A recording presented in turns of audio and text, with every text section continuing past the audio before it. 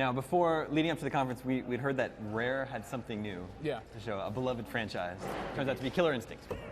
No shock there. I think everybody was nothing, I think when this whole rumor surfaced, right, when we knew Rare was going to do something, I think people started to think Killer Instinct. So I've heard it. Some people thought they wanted Banjo-Kazooie maybe, but Yes. Should have bought Nuts and Bolts then. That's your own fault. Yep.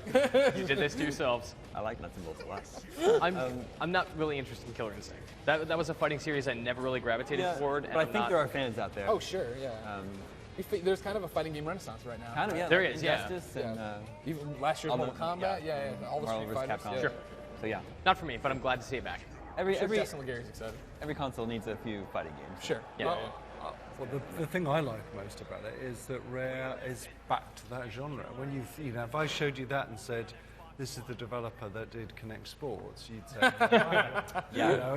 it seems that they're back on form to what we remember Rare for. And they also used some gameplay of Killer Instinct to show off the video editing features of Xbox One. Partnering with Twitch. And the Twitch Which streaming. also Sony did, right? No, Sony There with Ustream. And that was the big concern when they announced this. Everybody's like, what about YouTube? Not YouTube and what or about Twitch? Twitch? And what about like the things where it's easy and everybody knows like these big platforms? Yeah. And it looks like Microsoft got there first maybe with Twitch. It was already in negotiations. And you're looking here, the crossbar, I mean, looks just like what you're seeing. Yes. As far as how this is all going to work. And that's how you'll interact with people watching your stream and asking you questions and having discussions. Yeah, I really mean, it's a little exciting. interesting. The editing stuff seemed very cool. Yeah. Like Sony came out first saying they would have a share button on on the controller, being able to live stream your games, but Microsoft coming out and showing the editing stuff first. Right.